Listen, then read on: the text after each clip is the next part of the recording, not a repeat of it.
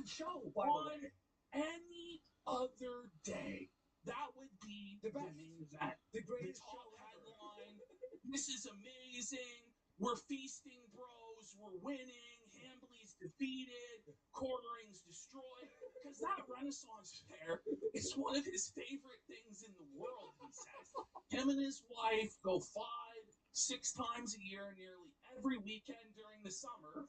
And because of his creepy behavior that was uncovered in a multiple hour stream where he was perving on women and children and making families uncomfortable with his drunken, foolish antics, while his wife was with the bull doing God knows fucking what, he was officially banned from that property and all of the other properties managed by that Renaissance fair, which means he can't even go to the one in Chicago.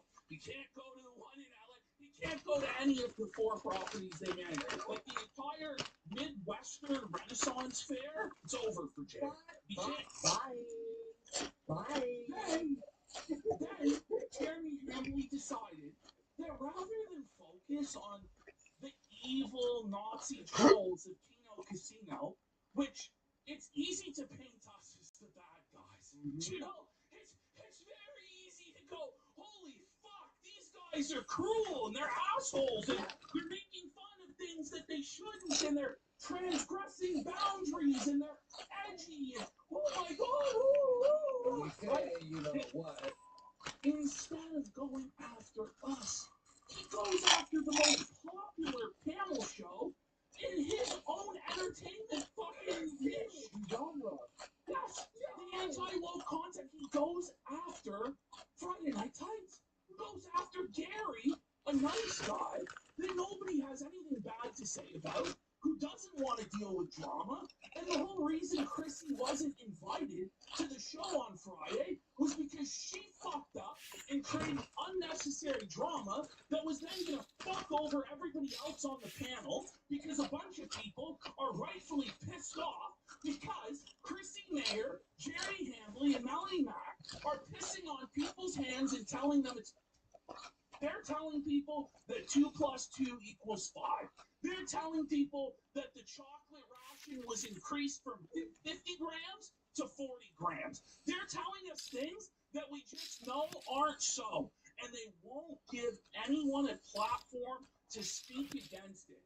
Anyone who speaks against it is banned, gaslit, fucking wrote off as a woke leftist troll. Like, this shit is crazy. Why was she allowed Chrissy's show? I wasn't allowed on Chrissy Mayer's show. I was screaming to go on that show. But she said no. But why can't you go on her show? Because we're banned from YouTube. But I'm not. We're going to show the receipts of the lives. When she says that she can't have anyone that's banned on, she had Ethan Ralph on. So she's willing to have Ethan Ralph, who's double, triple, quadruple banned from the platform, known doxer, known swatter, known actual harasser, has restraining orders against him in real life, has beaten women on camera. She's willing to platform that guy. Also, she's platformed a ton of people who have been banned from the platform, like Cecil Says, etc., right? Yep. She's willing to, but she won't platform me, who isn't actually banned from the platform, right? Because she was scared. She didn't want to be held accountable because the first thing I was going to say to Chrissy Mayer when I got on, do you expect us to believe you have fucking Alzheimer's? Yeah, because you were just on a live stream 2 weeks ago where the whole thing was explained to you. And not only that, Nina Infinity, who is not a drama monger, who is not a troll, who is trying her best to be a professional political commentator with integrity, okay? Like she's in tears about how you lied to her, how not only did she explain it to you in public, but afterwards, for over an hour on the phone, outlined every single bloody detail of this entire situation with receipts, and you were on board as having known that Jeremy did this shit. And then, when it came for your live stream, by the way, Nina also warned you, in the hours leading up to your live stream not to do it. That if you were going to do it, you needed to have questions to press Melanie Mack, or it would be a disaster. And you didn't listen to her, and you lied and pretended like you had no idea what was going on. You lied to Brittany Venti. You basically admitted that you lied to Brittany Venti on the air last night without admitting that you lied, because you're just allergic to accountability. You're allergic to responsibility. And I would say typical woman moment. But this was beyond anything I've ever fucking seen before, where you're just caught in so many lies and you're given so many outs. All you had to fucking say was, I'm sorry, I panicked, I was under pressure, I wanted to protect my friend, I lied, and it was wrong, and now I'm throwing Corinne and Melanie Mack under the fucking bus. That's all you had to do.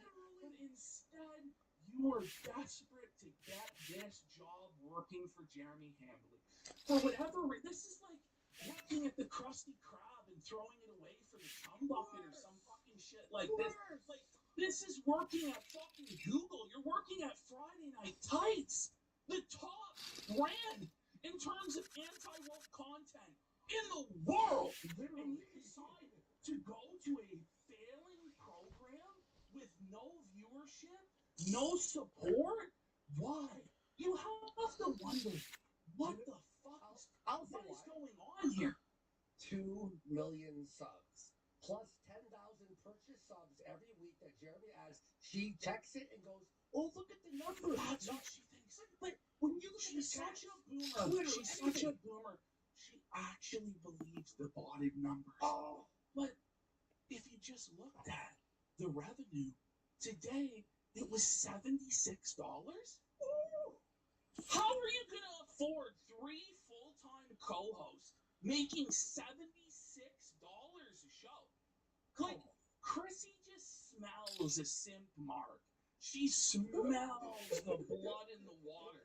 She heard the tales of Sydney Watson pocketing $250,000 off of this simp, and in her mind, she goes, "Woohoo! I'm hotter than Sydney. I can probably get $500,000 out of this fat pants fucking cock."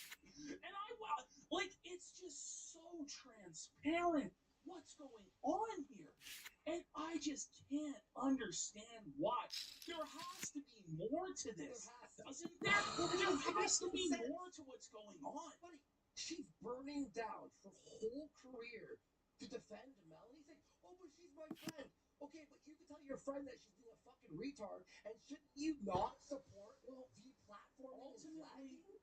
Ultimately, what it comes down to is that Chrissy Mayer, Melanie Mack, and Jeremy Hambley all believe that they are special, that they are anointed, that they are the mainstream, that they are the gatekeepers who get to decide who's at the cool kids club and who's not. Not only that, they get to decide what's true and what's not. They believe that the chat, no matter what evidence they see contrary to their narratives, no matter what you, the viewer at home, see with your own eyes and hear with your own ears, you must listen and believe what they say, because they have a high subscriber count, even though they actually have no real audience at all, no viewership, no engagement, no supporters.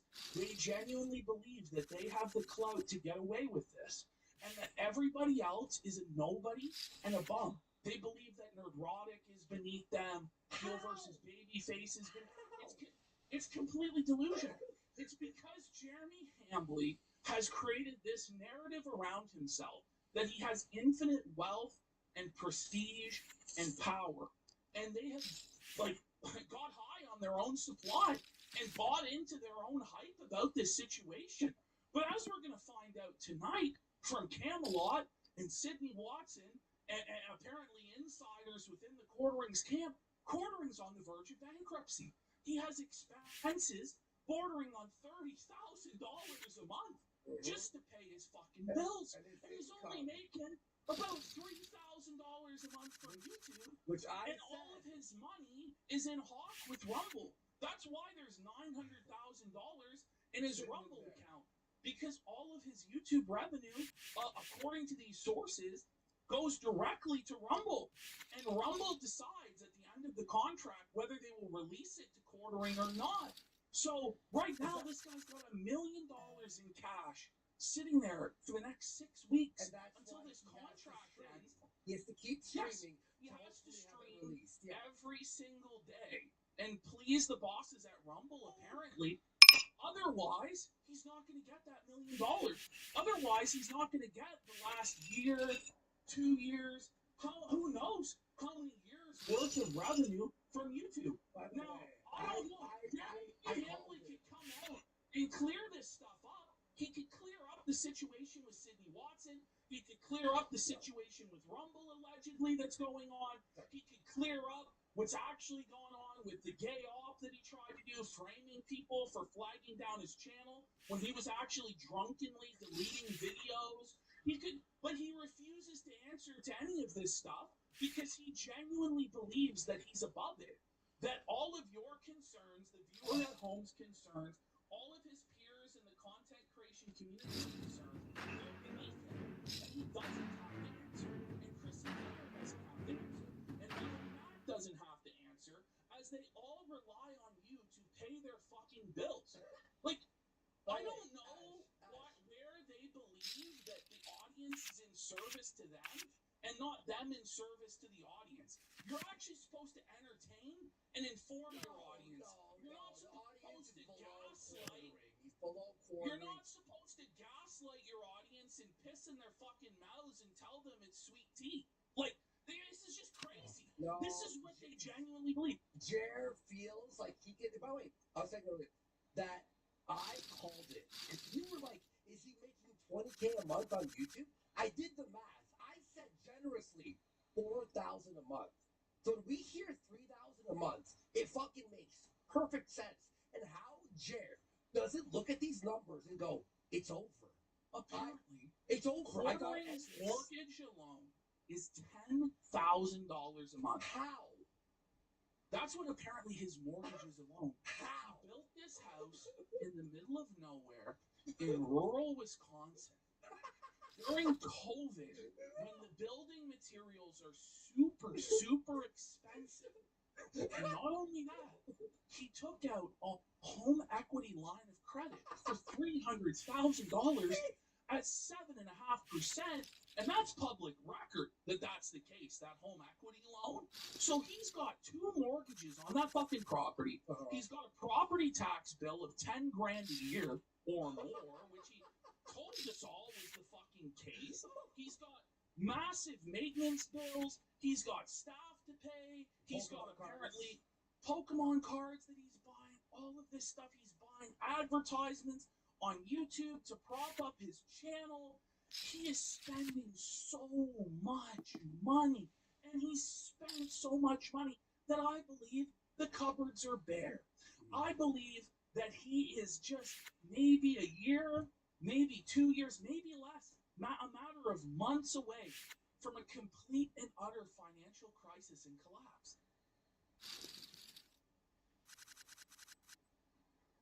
The real talk of the week in our world was this Ben Avery versus Jeff Dye business.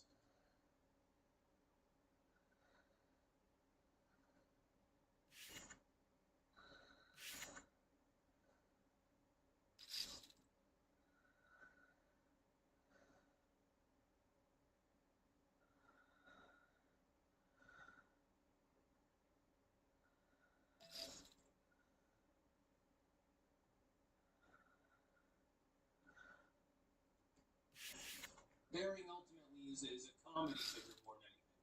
He supplies sarcastic satire. Okay, it's with a heavy heart that we got to talk about Sticks Hexenhammer. Why? What's going on? Well, there's so much going on. Now, Sticks Hexenhammer, if you don't know Sticks, he's like a libertarian guy, I suppose. He's got some quirks. He's into like blood, magic, and the occult and stuff. I am a former Satanist. But he was always a fairly intelligent guy. He was like a right-leaning sort of guy. And I've got to say, in the past, and this is why I say it's with a heavy heart, in the past when I've had my channel taken down, which has been a couple of times, he has defended me. Bearing ultimately is a comedy figure more than anything. He supplies sarcastic satire. He's also got a backup account that has people on it. Link in the description to that, and if he gets over 100K, it'd be very funny if he ended up with another silver play button.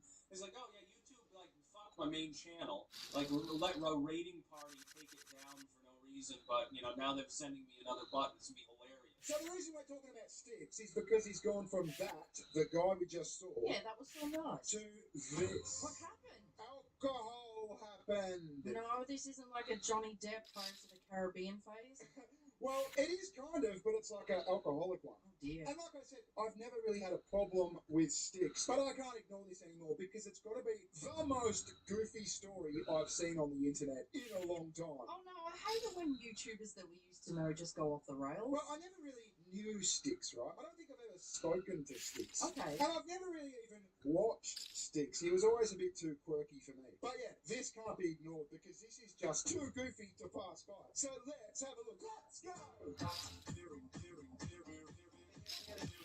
Try asking Claude, if the US and China end up in a full Cold War, which country... Put to fucking Holland or Dutchland or whatever the fuck it's called. Dirty Dutch. He had a kid, and the thing about it is, his wife was actually quite hot. She was like this blonde Dutch chick. Oh, good on him. Yeah, good on him. And then one day, he just decided to move back to America and become an alcoholic fucking bum. Oh no. And the downfall started, I think, when he did like an election stream for the 2024 election. This has got to be one of the most cringe videos I've ever seen. Brace yourself. This is my darling. Yes. Now, almost slightly. Okay. That's uncomfortable. It is uncomfortable, isn't it? So that, I believe, is the chick, or one of the chicks, because there's lots of chicks apparently, that he cheated on this hot Dutch wife with. She's like, oh, could you not maybe grab my tits? Yeah, and she's wearing the Sticks Hexen Hammer hat. So she's like a groupie. She's like a fangirl kind of thing. So anyway, he's gotten himself in some legal troubles. Now, this is not going to be an in-depth video. There's people who have covered Sticks in depth. What we're going to try and do is make a 10 to 20-minute video giving the overview, because I think there's going to be more to this story, so we need a bit of an introduction. So I asked Claude to give me the rundown of Sticks's legal troubles, right? Because that's the crux of the story, and that kind of like weaves its way through his downfall, right? Has he done like a bit of a Chris Chan? Yeah, but instead of like, you know, the Sonichu medallion, the evil cursed Sonichu medallion, Yeah. he just did blood magic. Just blood magic. Just blood magic and the occult and shit. He worships a fucking owl. What? Yeah, an owl demon or something like Just an owl. Stolak. I think, Okay, yeah. so the owl's got an alter ego, like Odin or something. Yeah, He's a yeah, raven. some shit like that. I don't fucking know. September 2024, New Orleans domestic abuse battery arrest. On September 30, 2024, Warwick was arrested in New Orleans on charges of domestic abuse and battery. He acknowledged spending about a week in a New Orleans jail connected to this legal trouble. So, from what I understand, that chick we just saw in the cringe video, The titty grabber. yeah, she's like one of his girlfriends. He's got a few, as I said. Yeah, but apparently they got into an argument and he threw a phone at her head or some shit like that, and he gets arrested. You shouldn't laugh. Who throws a phone? Honestly. So what happened was, right, because at the time he was one of Jeremy the Quartering's co-hosts on his podcast. Ah, yes, okay. So Jeremy fires up a stream and live bails Sticks out of jail. Oh. Because Sticks has got no money anymore. In the past, he's like bragged about being wealthy, Okay. but he's like drank it all away. I don't know. He's pissed it all away kind of thing. Yeah. So Jeremy bails him out. I think he spent like $6 or $7 grand, something like that. Shortly after, I'm doing a fucking tism with a tism podcast with Dankula and Jeremy.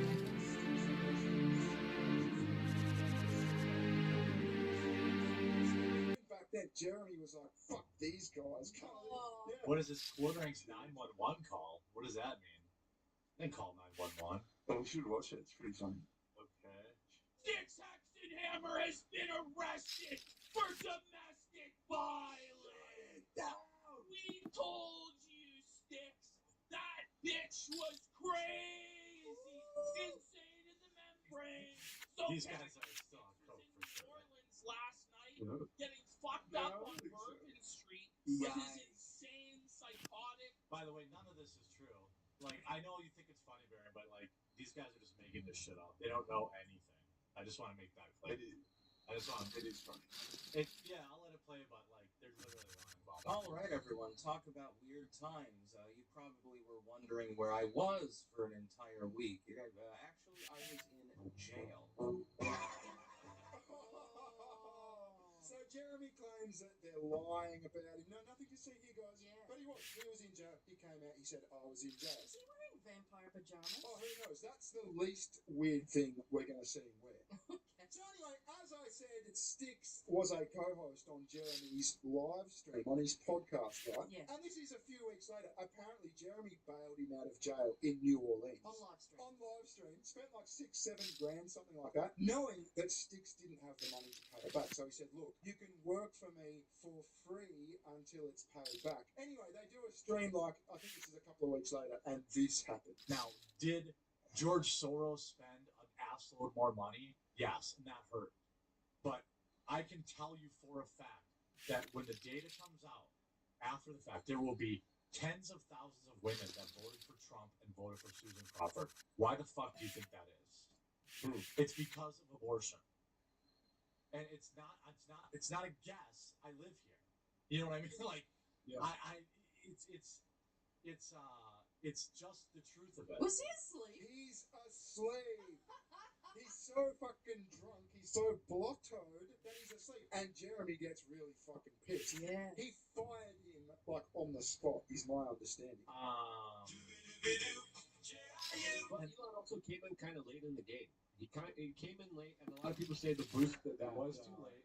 Yeah. Schimmel got was only because of Elon, and these other guys. I mean, they were in the shadows. I was hearing about the shadow funding of this Democrat Supreme Court appointee now, not appointee, this candidate now for weeks and weeks on end now. So clearly, the whole Republican Party machine isn't activated, isn't as powerful as it is. I sent you a clip of CNN actually kind of admitting. That's Jeremy DMing saying, "Don't fucking bother coming back, sport." Oh, he looks He pissed. does look pissed, yeah. So that was, I keep saying as I understand it, but this is all like the law kind of thing. I'm not a fucking encyclopedia. But Styx was being paid like a fucking rate to be on Jeremy's podcast. He's taking naps. Yeah, and I think he's paying like Melanie Mack and that Hannah Claire like $500 per appearance, right? Yeah, he's got 2 chick co-hosts now. Yeah, he does. So instantly, Styx has probably lost like a couple of grand a week or something. And that was pretty much his only income because his views are tanking because he's a pisshead. So anyway, July 2025,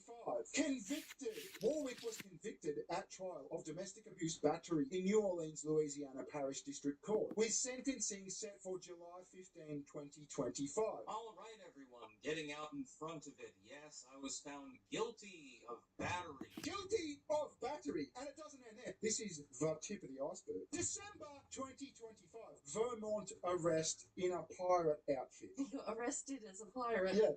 Warwick pleaded not guilty in Rutland County Criminal Court to a felony charge of first-degree aggravated domestic assault and misdemeanor charges of reckless endangerment and violation of conditions of release. The charges carry a combined maximum of 16 and a half years. Shit. Yeah, serious fucking time. He got arrested for tapping the booty. Yeah, footage circulating online shows him being arrested wearing a pirate outfit. He was wearing the outfit. He always wears the outfit, doesn't he? Yeah. He goes down to the shops, to the greengrocers in a pirate outfit. Yeah, it must be so fucking... Like, he's got to be autistic, right? He's got to be autistic. Like, his mannerisms and stuff. He just seems very, very autistic. And I got no problem with autistic people. But yeah, he's so quirky. Are there any weapons on the firearm?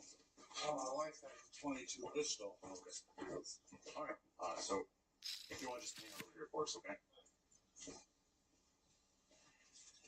Good morning, folks. Mob supplies. No way. There's footage of him being arrested as a pirate. There's footage of him being arrested as a pirate, but not only that, we're about to see he's got a sword. Get the fuck out. Is it one of those curved No, pirates? it's like a machete, but the cops are like, listen, just put the machete down. He doesn't have boots on, though. I feel like that's betraying the outfit. He does have boots on. He's got massive boots Yeah, on. but they're fucking the Matrix boots. I'm talking pirate boots. What are pirate boots? You know, they're like wide at the top. I wouldn't have a fucking clue what you're talking about. I would say, in actual fact, pirates and sailors and shit probably just went barefoot, if we're being like historically accurate. But yeah, they are kind of Matrix boots. Morning, folks. Mob Supply is some of the relevant town police former Tarl. Can you come over and speak with me, please? Do you have any weapons on you, sir? Yes, I have a machete. Okay. Can you discard that for me? Oh, yes. Start it.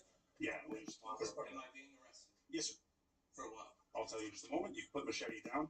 I would like to know what I'm being arrested for. Take your machete off and stop my surrounding. Okay, we'll tell you in a second. Yeah! Yeah. Take your fucking machete off and put it there. By the Seriously. way, why has a fucking YouTuber got a machete on his It's like side? a pirate outfit. Yeah, Barry. it's part of the outfit, He right? needs a bird for his right shoulder. That's a good point. Why the fuck doesn't he have a bird and a patch? Yeah, everyone knows pirates have birds. Thank you. Let's not be stupid about this. Step over here. Okay, I'm not trying to be stupid. Okay. Okay, see that chick in the background there, the one with the black square over her face? Mm. That's one of his other girlfriends. See, as I said, he's got several girlfriends. He sort of like switches between them, and they're all fucked. Yeah, yeah. They're all insane kind of thing. But she's going to become relevant in a minute.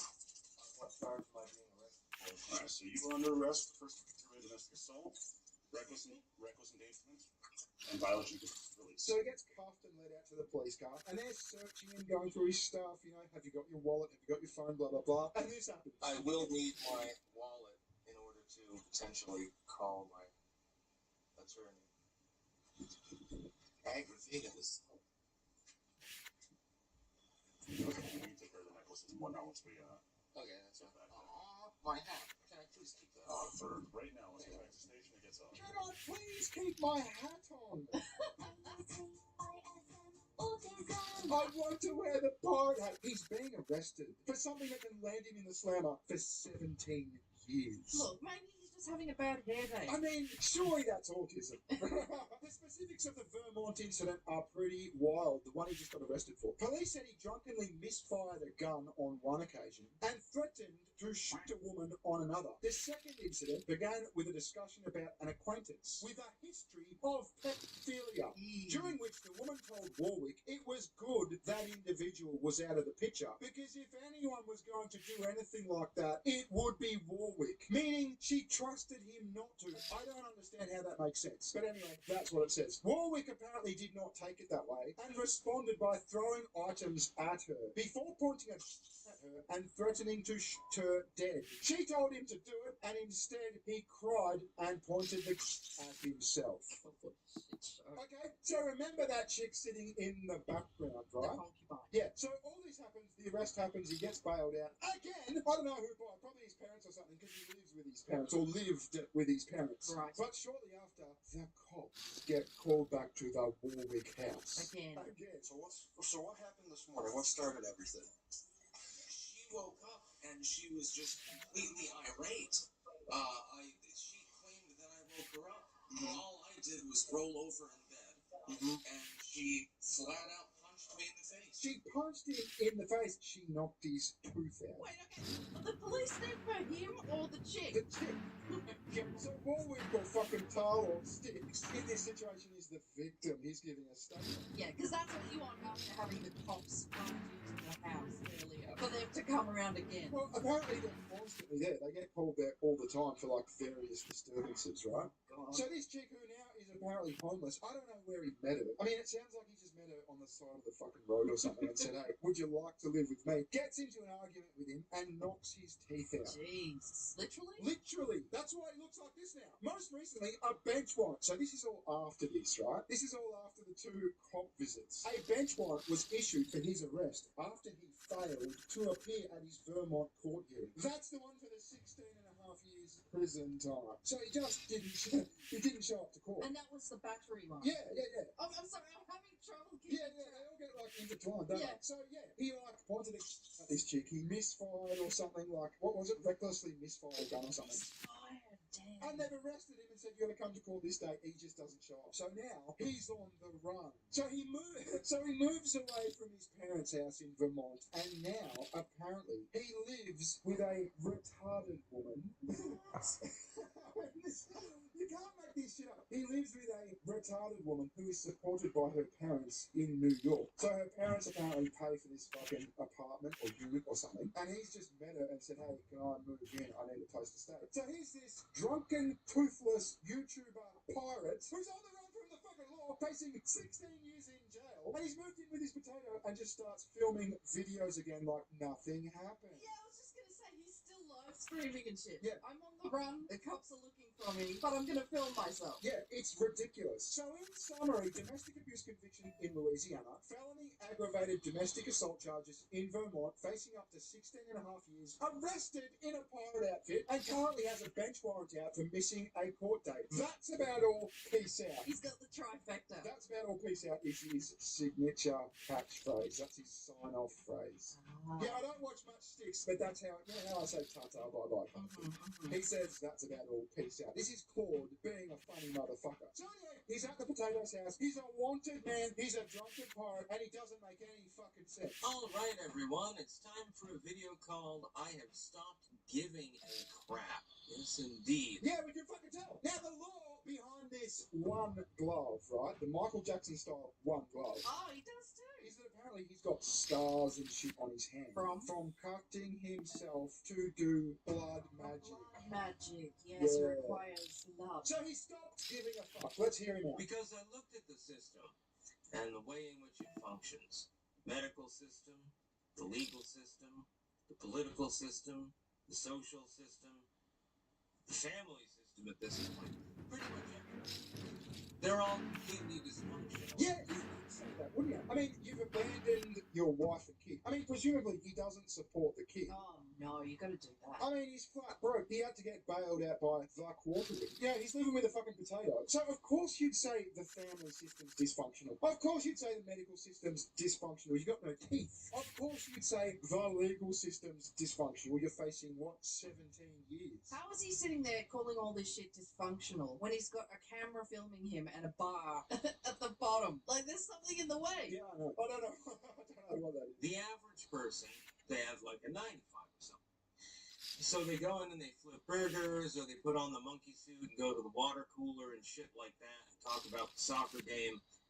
At the end of your life, what exactly have you? Well, technically, nothing sticks, but no one's fucking got anything at the end of their life. I know what you've got. You've got something to pass on to your children. Yeah, or if you're super religious, you've got like heaven to look forward to, something like that. But you're right, what you've got is the knowledge that your family is looked after. That's why you wear the monkey suit. That's why you go to the fucking job. Yes. I mean, how fucking disrespectful is that? By the way, this is a guy who has for years relied on his audience of monkey suit wearing workers to support him. True. It's so fucking disrespectful. There's nothing wrong with working a fucking normal job. How fucking arrogant, right? From a guy who doesn't deserve to be arrogant. You're a drunk pirate on the run from the law. And you got no teeth. I mean, I don't really want to be mean, but it's kind of hard not to. As I said, this is the goofiest fucking story I've seen in a long time. Did he get his teeth fixed? No, he doesn't have the money. He can't afford to. You waddle into your office with your monkey suit on,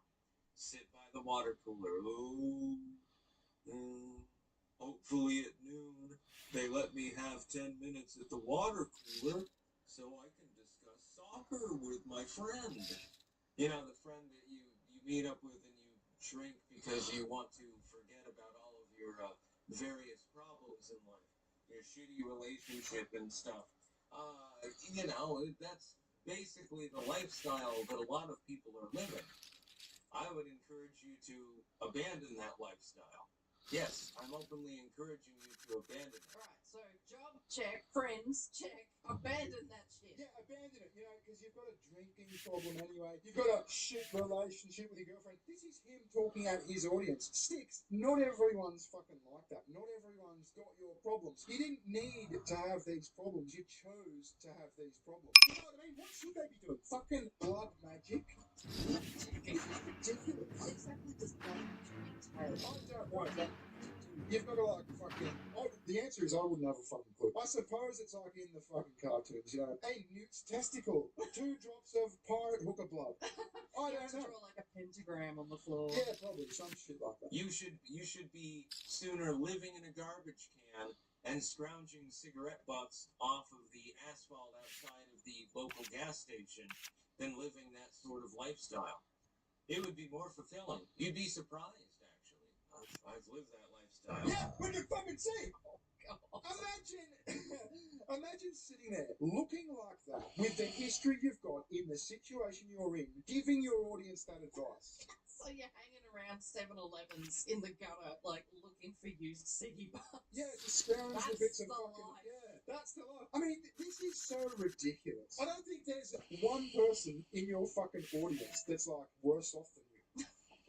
You know what I mean? There might be some people who are like as broke or as alcoholic, but I don't think there's one who's like as broke, as alcoholic, and facing 16 years. Yeah. You know what I mean? You're the worst person to give advice, and it's such a shame because, like I said, he always seemed to have his head screwed on. He was a bit quirky, he was a bit autistic, but he made sense. You could respect him, especially after he landed that hot chick from fucking Dutchland or whatever the fuck.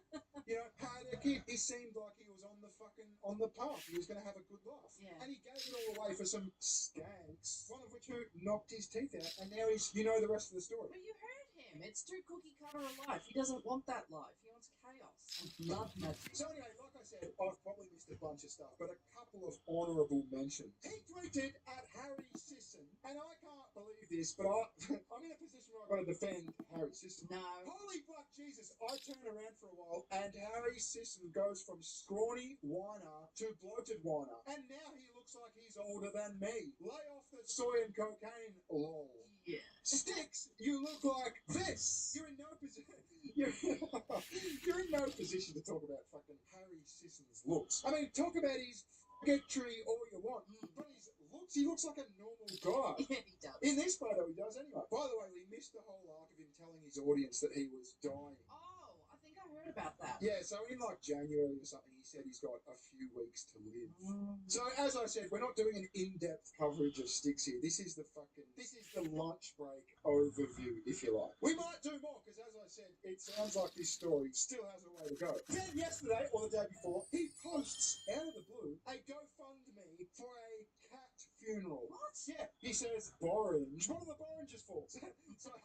Someone replied that I'm stealing that. Borange was my emotional support. He was there whenever I needed him. He would sit beside me for hours. I want him at peace. Right now, he is in a freezer. What? They took pity and let me keep him there. In his own freezer? Well, it's sounding like it's at the vet's freezer now. Okay. But he's trying to grift $3.5 grand for a fucking cat funeral. Yeah. I said to you when I saw this, we recently put down Milo, God rest his soul. Imagine if I had jumped on the internet and said, yeah, pay my vet bills. It's so fucked. I mean, this guy's been putting out videos for 10 plus years. He's made lots and lots of money. The audience doesn't have to pay your bills, you fucking loser. I feel bad for the cat. I responded, wait, is the cat in your freezer at home or the freezer at the vet? Yeah, that's what everyone wanted to know. So that's the Sticks Hexenhammer story so far. Like I said, I'm sure we missed a lot of stuff. There'll be people in the comments saying, what about this? What about that? And fair enough, maybe we'll get to it. We'll see how we go. Visit to the kitchen on the channel. Yes, I do. Thanks for watching. I hope Sticks gets better. I really do. We'll catch you later. Ta-ta.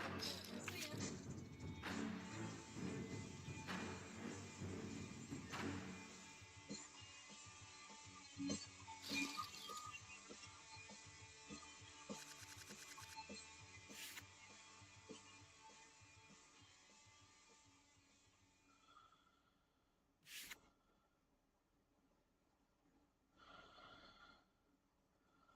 Alright, I'm excited today because we got a special guest on the channel. Not so special, but a guest nonetheless. That's right. Sister Beard! Yay! It's been a while, but yeah, put your mask on because not only does it prevent the spread of disease, it also has the quite handy bonus feature of covering up that rather unruly moustache of yours. So let's get inside.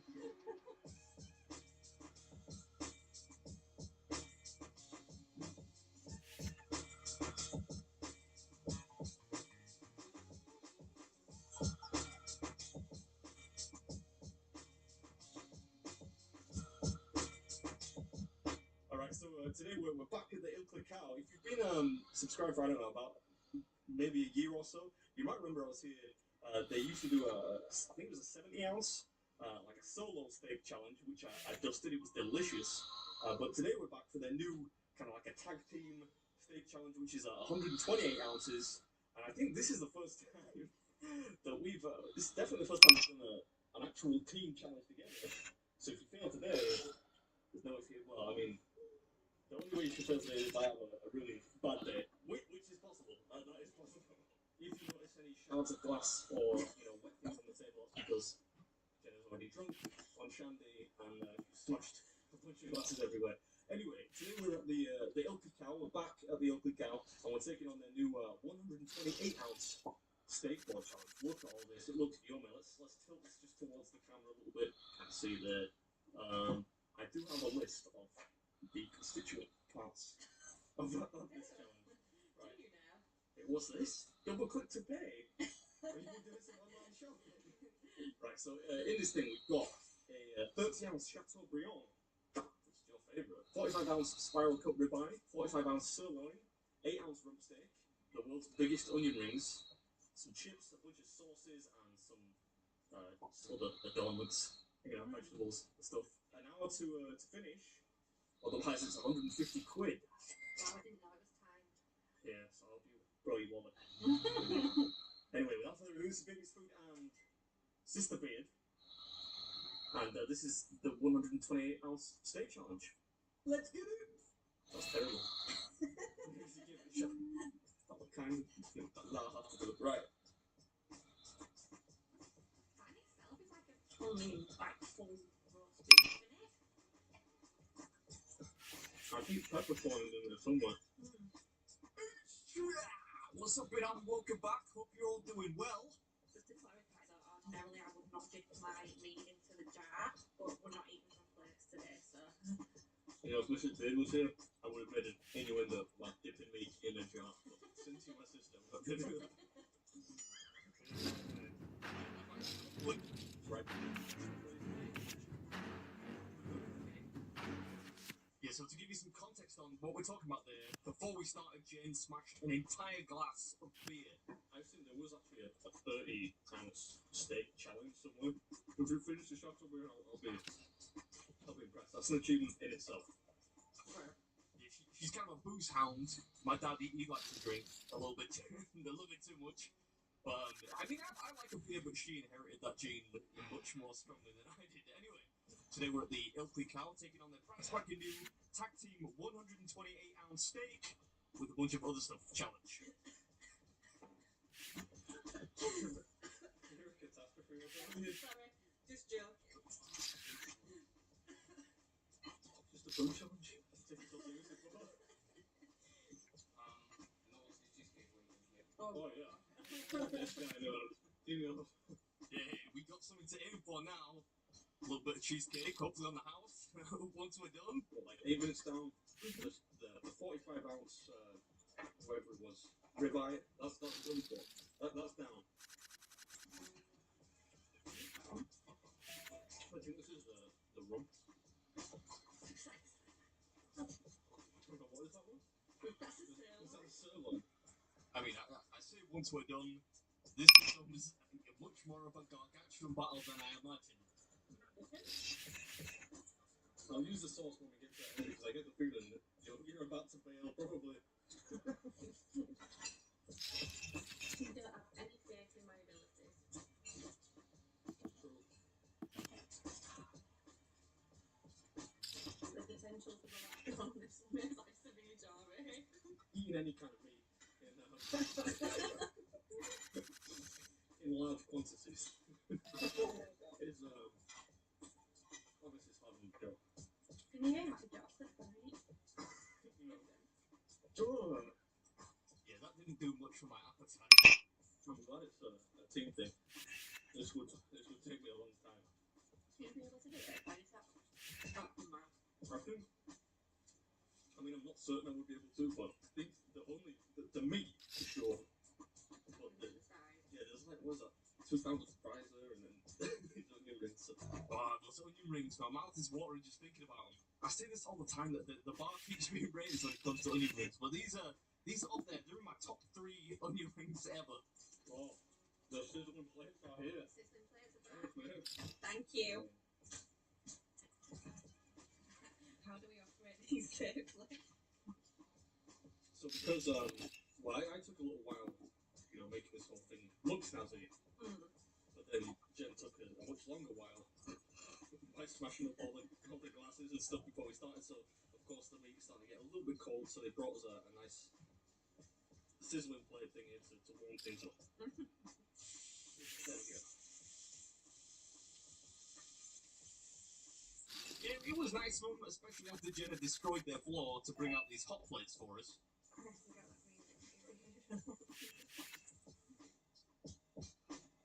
little bit bright now. There's a big truck park there of one side. I set the camera accordingly, and now it's just kind of. My face looks like it's glowing. Does that look like a moomin? Oh man, moomins, what a show! And yeah, I still need a tan. People's arm and slow eater. But you're. I said 30 pounds. Chateaubriand. £30. You said 30 pounds. 30 ounces. Oh, 30 ounces.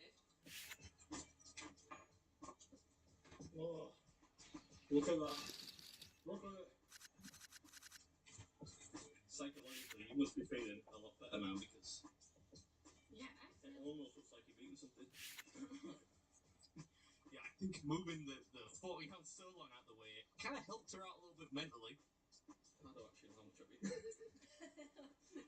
Like, it's like 60 ounces or something like that. I'm gonna need the sauce for this. Any type of gravy is like, it's kind of like a special serum for people from Yorkshire. It gives you superpowers. I'm looking forward to these onion rings, I'll tell you that. And the cheesecake afterwards. I'm hoping we're gonna get there. I don't know, it's up in the air, but cheesecake is the goal. I've got to say though, big props to Jen for doing so well on this, because a 30-ounce Chateaubriand is not easy for someone to eat, especially when they're not really a big eater.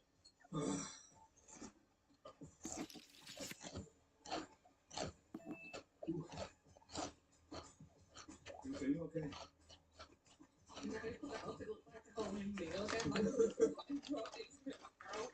For the record, Jen does not feel okay. As you'll clearly see in a few minutes, she starts to feel let's call it worse for wear. But yeah, there's a lot of food here. You couldn't really tell at the beginning, but it's a lot. What are you gonna leave all the meat? Well, I thought I might, help you out in some respect.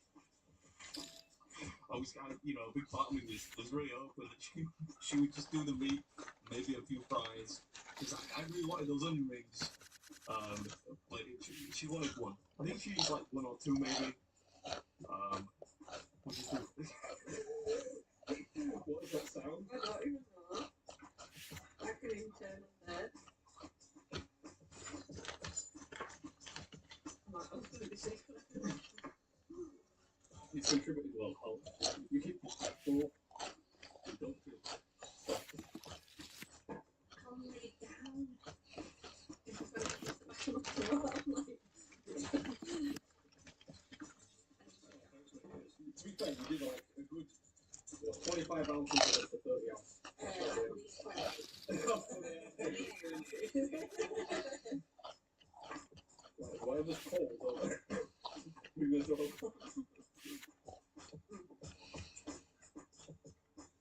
know you put like 3 pieces in it. Right. I'm going to say you did, that's a vast improvement on any previous performance I would say. I think like 30 ounces is sensible.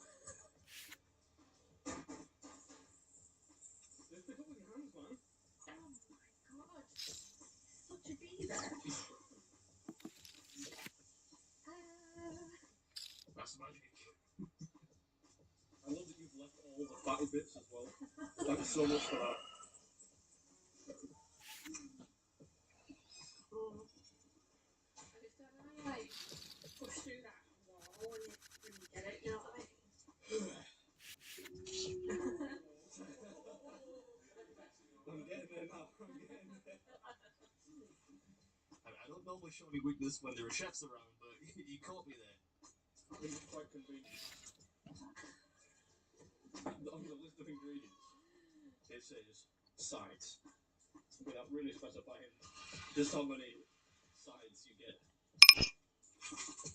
Yeah, that's a little pro tip for you there. Always be suspicious if it just says sides or, you know, chips or fries or something like that without a measurement, because you never know how much is going to be there. It's really awful.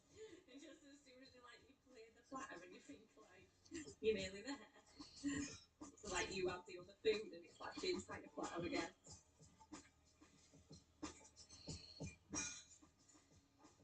Like you're trying to communicate some emergency with your hand, then I just see you out the corner of my eye No, but this is the first time ever.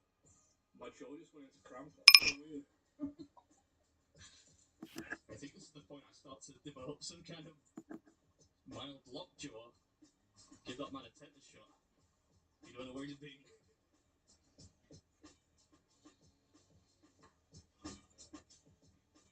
Right.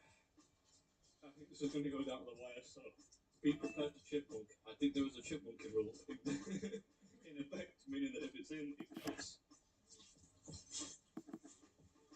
Pour it in. and chew it. I will be sick then. I will absolutely be sick. Do you want me to be sick? A little part of me does, but Yeah, this is the part that I realise Jen's just trying so hard. She's getting close to having an accident. chips.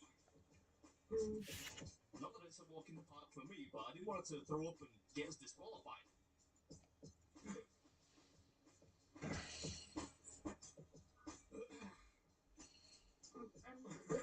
What? I've still got food in my mouth and we're 15 minutes in. 50 minutes in. Delirious. I think I know why this is happening. I think the reason this is because so there's no contest season, right? Because of coronavirus. Yeah. And most people who do contests, they chew gum, you know, during contest season because it strengthens your jaw. So the only thing I can think of is because I've stopped doing that. I'm trying to leave you with just enough. And then you can stuff it all in when we get down to the last minute. I do want me to have to do Oh it. my god, it's like that. We're gonna fail now. Hurry up. Hurry up, but don't throw up.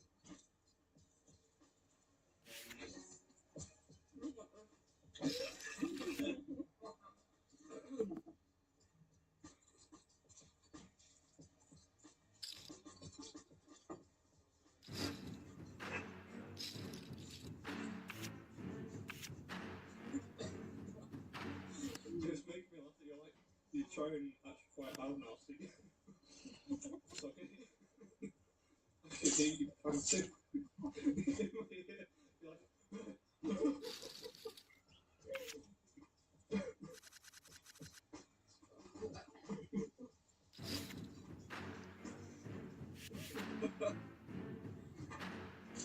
I like how you put my coke as well. I've done this all the time, man.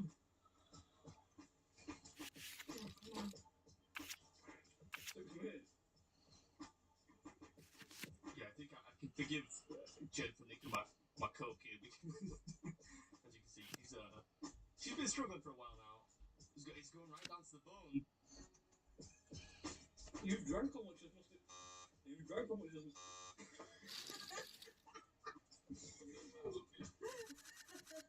You drank almost as much as you've eaten.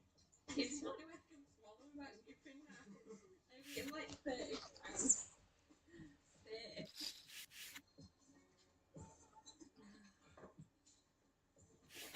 Honestly, I can't do it anymore.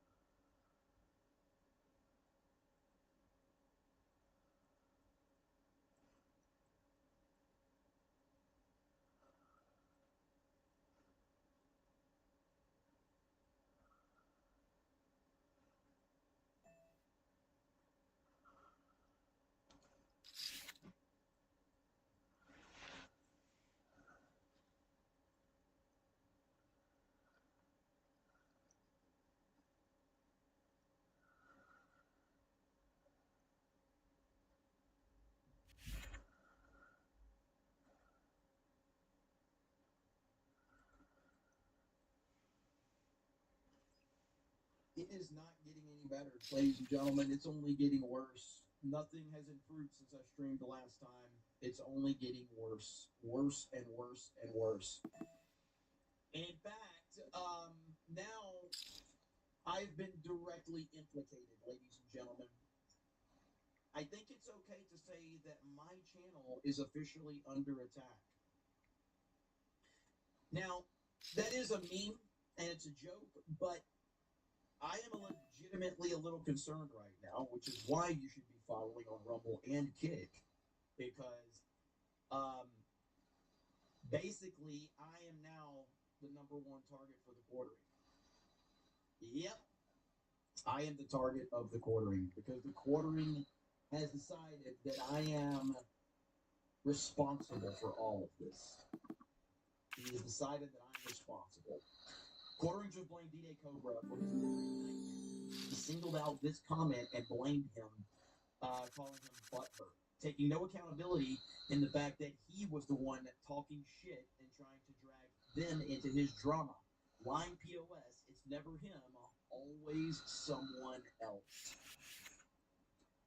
So we have a clip right here on the list of clips where he actually talks about that. And yeah, he definitely put a target on D-Day Cobra. Here we go. Struggle session. Continuing good, guys. I felt so bad for her. I'm not going to talk about it. That's just not going to do any drama. Okay, so he's not going to do any drama, guys. Round of applause for the quartering. Round of applause. Like, it takes a big man to not get involved with drama. Really, man. The fact that he is going to stay away from drama and focus on his show, commendable. All right? Very, very respectful that he is going to move away from drama. Man, man, great job, Quartering. 8 seconds into the video, and he's already told us no drama. We're good. There's no more drama. He's moving on. Good job. You know, again, people are like, where's your Twitter? Hold on. Quartering, you just said no drama. Quartering. Can I introduce you to yourself literally 2 seconds ago? Quartering. Hold on, buddy. You said no drama. Okay? It's just not going to do any drama. Okay. Hey, okay. We're back on point. Okay. Not going to do any drama. Good stuff, man. Again, this is what I'm talking about. This is the focus we need. Okay? So now let's continue the video. It must have skipped to another video. So let's back that up. Okay? No drama. All right. I felt so bad for her. I'm not going to talk about it. That's just not going to do any drama. No drama. You know, again, people are like, No, where's wait. your Twitter? Twitter was not good for me. You No know, drama. I was getting sucked in to it. No and drama. being cringe, and it was bad. You're literally on Twitter right now. You're literally on Twitter.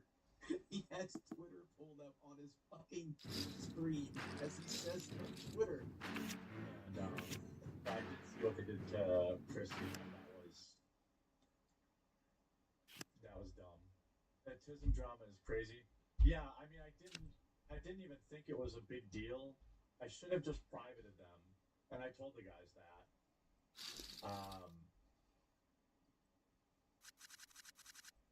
No drama, guys. No drama. This is no drama from the quartering. Like 100%. 100% should have just privated them. I didn't think anyone would care because all those episodes are like 3 years old. But I should have checked with them, and I should have privated them instead of deleting them. Very, very stupid fuck up on my part. I told them that.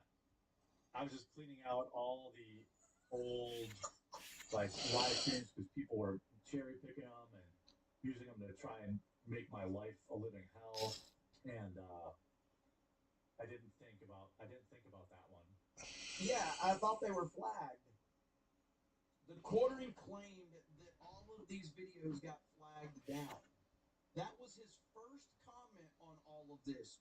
He made a public tweet and he said that he was being false flagged and he indirectly was pointing at, when he had said this. Now he's claiming he intentionally took them down, but he should have privated them. This dude can't keep up with his own lies. Can't wait to see Chrissy on the channel though. Been a while. I don't know. I haven't heard from her. I hope she just has her job back after. I hope that she just has her job back after what she had to go through. You know. I can get Chrissy to fill in, but I don't want to cause any more problems for Chrissy. So Again, guys, this is the no drama stream from the quartering. All right, in the first 6 seconds of this clip, he said no drama. He's not gonna focus on drama. He has then talked about drama literally every fucking second since he said he wanted no drama. Okay? let's just let her be. I tried to defend her; it only made it worse. So I don't want to. You know. Everyone else is getting all this bullshit, and it sucks for them. And the best thing I can do is like, just let everyone be. Yeah, limiting screen time, less social media. Yeah. I was definitely getting sucked into. You're 100% right about that, Devin. That was where all this started. No, There it is, ladies and gentlemen. There it is. D-Day Cobra got butthurt about the analytics video, and that's where this all started. Quartering has decided that I am responsible for all of this. He is painting a direct target on me now. My channel is officially under attack. You're 100% right about that, Devin. That was where all this started. No one will ever admit that, but that's where all this started. That's where all of this started. All the way back to that. They all got upset about that. But it's okay. Anyway, let's talk about this next story. Oh, yeah. No drama. I don't want to, I wish everyone the best. Yeah. I wish everyone the best. Yeah. It's all good. Yeah. No drama. No drama in the No chat. drama. No Drama. Let's, No drama. Let's see where we're at. Yeah, so no drama, guys. No drama. We're just going to directly call out D-Day Cobra. But no drama. We don't want drama. We don't want to cause drama. We're just, we're painting a target on a particular individual. We're signaling that a certain individual is responsible. But no drama. We don't want drama at all. Okay? We don't want drama. But since a direct accusation was made, I feel the need to defend myself once again, like I did last time, because we can bring up how this all started with me, where you brought me into your drama. You decided. Someone that was completely friendly with you, someone who was always complimentary of the quartering, someone who went out of his way, me, to compliment the quartering, talk good about the quartering, always claimed that I would have his back whenever he needed anything, never said a bad word about this dude ever, and for some reason, he decided to bring me into his bullshit. I didn't appreciate that, so I responded. I responded very aggressively and very, very bluntly because I did not appreciate it. He and I then talked. All good. No big deal. We shook hands, through DMs. All good. We were cool. I even pinned a post on video saying, we're cool. We talk. We're good. He then decided to not follow me back on Twitter, which I saw that as a bit of a slight because I'm like, oh, okay. So you're still upset. You're still butthurt. No? I mean, if you're going to be petty, I'll be petty. So I'll continue to be petty. And of course, the way that he has handled all of this is truly the source of all of this. It's not my fault. It's not the casino's fault. It's not anyone's fault. But Jeremy Hamlin. And until he can take full responsibility for his actions, he's going to continue to be in this situation. With that said, I do have a Kick and Rumble channel. Don't know what's going to happen here, since the target is now painted directly here on me through him. So we'll see what happens. But,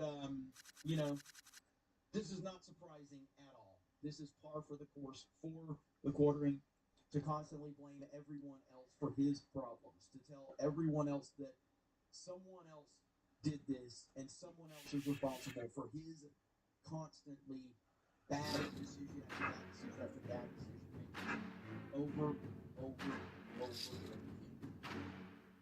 Just when you think this guy can't get any dumber, he goes and does something even dumber.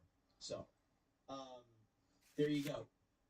I wasn't even planning on talking about this fool or any of this stuff today. I wanted to get back to my normal, political stuff with Trump and all of that. But of course, when this happened, I was like, oh shit, I gotta talk about that. I gotta respond because who knows if my channel will be here tomorrow, considering what's happened to everybody else that's had, that's been in his sights. So we'll see what happens.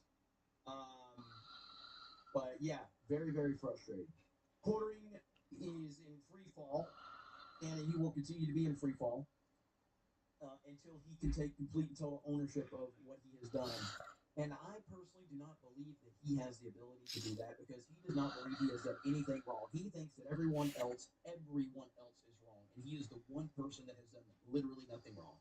That is where he's at with this. That is what he thinks. If he wants to continue to think that way, that's fine. This is why you have a tidal wave of hate on the internet, and it's not going to get any better.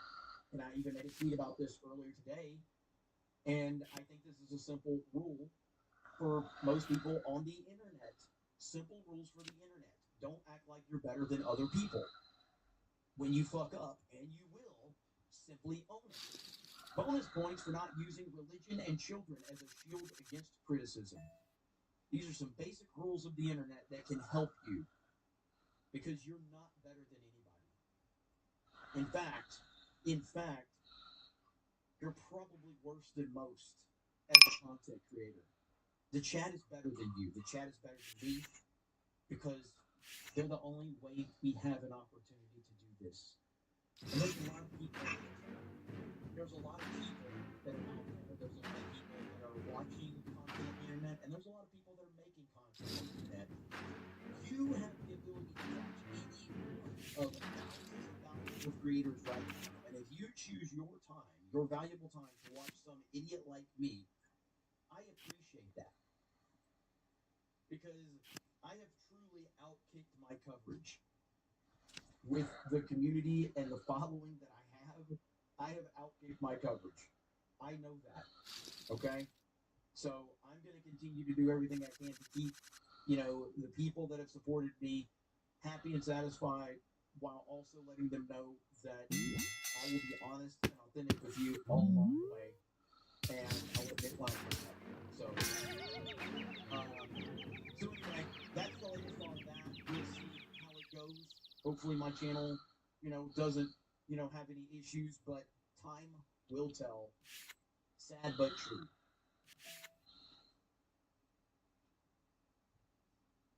Us now is a guy who got fined this year at one point. Yeah, he did. Because he was trying to maybe sweeten the lottery pot.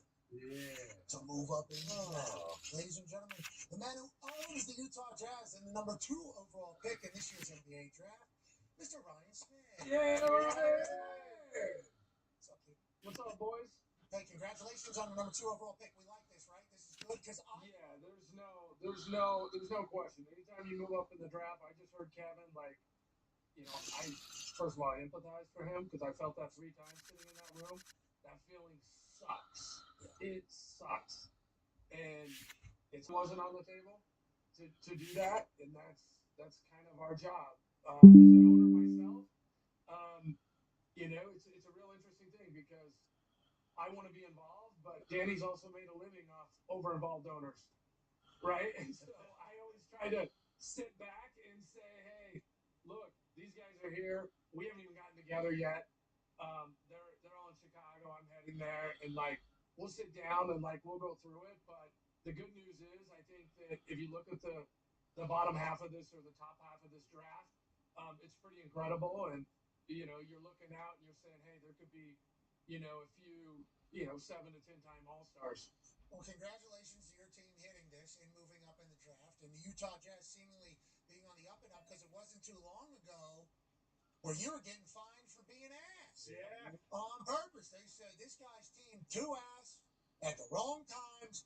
They got to be trying to lose. You benefit from this, and we talked to you after the season about the fine, and you talked about like, oh, I created this. What are we even talking about in this entire thing? But certainly a problem. I hope it gets addressed. Now you said in that conversation as well, you're at a point where you're out of that. You feel good about what you kind of had to go through here the last few years as you try to find a winner out there, and you trust Danny Ainge's vision. You still feel like that right now, and how good of a payoff is it that the number 2 overall pick is kind of the final piece of the pie, maybe? Yeah, my comment to you guys was just, it's rebuilding. We're all rebuilding in the NBA. And I think if you look at Washington, if you look at Chicago, if you look at Memphis, right or wrong, these are rebuilding teams that, depending on how long each of them have been in that, have a chance to kind of get out of that. And I think we're one of those. Okay. And so, the league is talk to all of us. The cool thing I've always said about this league is we make changes. I don't want to be a part of an organization that is, hey, it was done this way in 1980. We're doing it this way going forward. The world's changed, media's changed, television's changed, the players have changed. So it's like, hey, how do we adopt and go forward? And I think that all the right discussions are happening. I personally thought the lottery obviously was good yesterday, but I thought more than that, I thought the right teams, for the most part, were able to do it. Super empathetic of Brooklyn and Sacramento have kind of been down there for a little bit, and I've been there. I think the Jazz are going to take, and coming in at number 1 is Carlos Boozer is going to make you take his son. Is that something that you have to kind of make him leave the room when you're talking about Boozer? I'll just read his scouting report on all the players. Exactly. Yeah. And then Booze already texted me this morning. Let's go. Booze is a pro. He understands this. And he's raised a couple great kids. Like these kids are winners, and they've shown who they are. And he's got to be pretty proud right now as a parent, no matter how it shakes out. And like I said, there's a lot of pasture between here and the lotteries we've seen before. I mean, you look back to Danny. I don't know how much you know, but at the very least, you knew this. We're a couple minutes into this, and she's aware that he's messing with people. Yeah. Yep. But I'm also not. So she is acknowledging here that she knew about him at least attempting to take down channels. Okay, important detail here. In case you guys are wondering, this is Stream This is about April 22nd.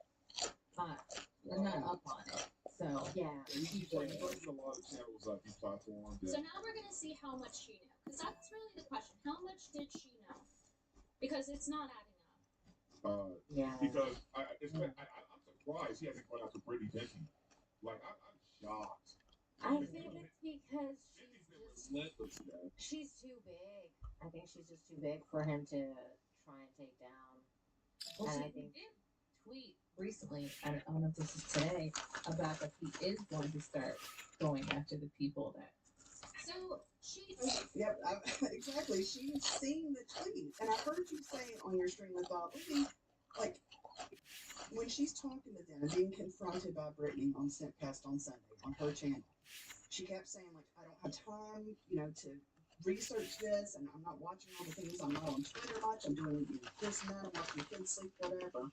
And it's like, what you do? And you even counted the tweets from one day that she did, and it's like, no, you're very active there. How could you not have seen this? She did. Yeah, she had, like, in April, I think it was April 23rd we happened to Atlanta. I was noticing she tweets like 9 to 15 times a day at least. All right, well, so April 23rd, this stream is from April the 22nd, the night before. So she was active, and if, nothing else was on there, looking around, and I'm not, she knew at least that much. Like, oh, let me pull up the stream. It's no matter in a minute. Knows that he was going after people, because when I tweeted that was about him going after other people, and I believe that was the same day, because Nina's going to pull it up, where he said he would get my scout. I've been working with Percy for like 8 years or something. Been with her since she's been a small channel, and he's like saying he's going to get my scout because I'm calling him out for trying to deplatform and successfully doing so the Kino Casino. You know, she's acknowledging that he's coming after me, and then it's like, well, I didn't know how bad it was. Well, that point, it's like, where does it start getting bad enough for you to pay attention? And at the very least, she knows that Melanie Mack is his co-host. Like, you know, when you are a brand like that, and she should know that, and she does know that, but when you are a brand like that, you know, the actions and words of whichever host affects the other, affects your entire show. I mean, obviously, needless to say, yeah, they're part of the same show.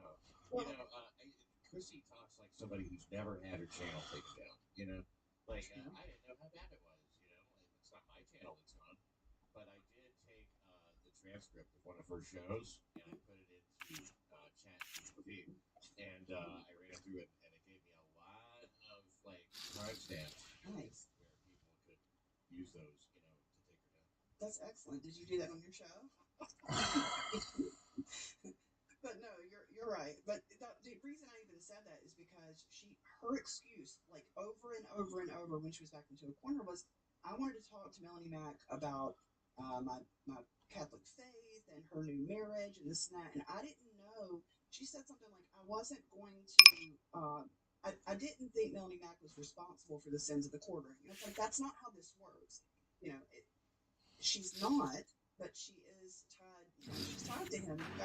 There's some responsibility here, and I think there's a lot of responsibility with Melanie Mack, not like letting her know in advance. Like, here's the latest. This is what's going on. Here's what you may need to expect.